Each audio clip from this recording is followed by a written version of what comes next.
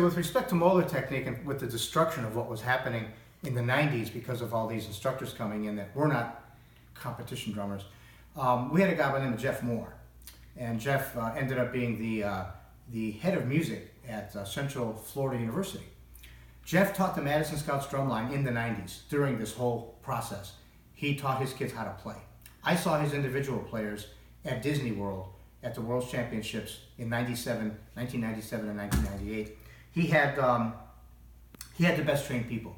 His people could play variations. They had a technique that allowed them to play rolls, flams, flam coordinations, singles. His kids were trained. Well, they didn't win. They took like 4th and 7th or something in individuals. And what Jeff had said to me was that the judges were basically dumping his students, that they were putting them in 8th place, 12th place, 15th place. And I said, well, you know, I saw the drum line. I saw Madison. And it was just one big lie. The line was probably the best in the country. They were playing a real competitive book. And so I go, well, what did you do about it? And Jeff said, well, I got my judge's card. So if they dump me, I dump them. So that's the way the 90s went. If you didn't like someone, if they started to mess with you, you got your judge's card and you did it back to them. That was never the case in the 1950s, 60s, 70s, and 80s.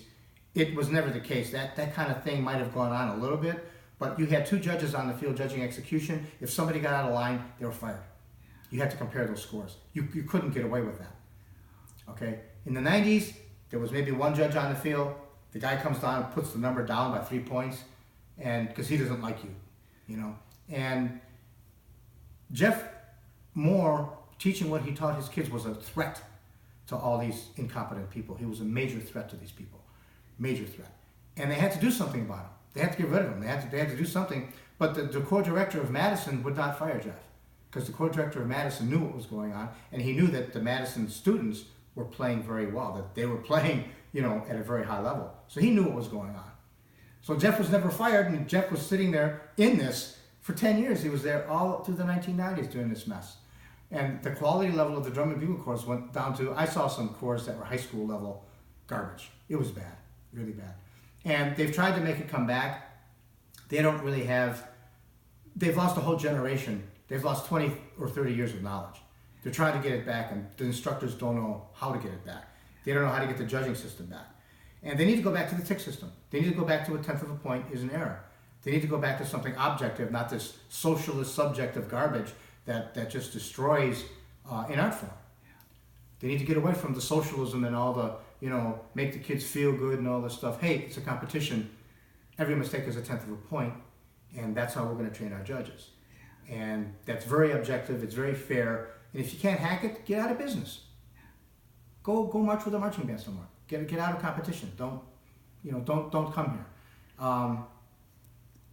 I think from a marketing standpoint, the drum and bugle corps, because of what they did in the 90s, destroyed themselves. They can't market competition anymore.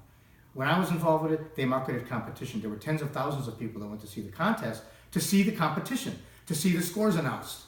84.2, 84.5 in 5th place, you know, and up the line, they came to see a competition. Well, nowadays, these people that are designing the show seem to think that the show is for them, that people are going to come sit there and watch a design. It's a football field.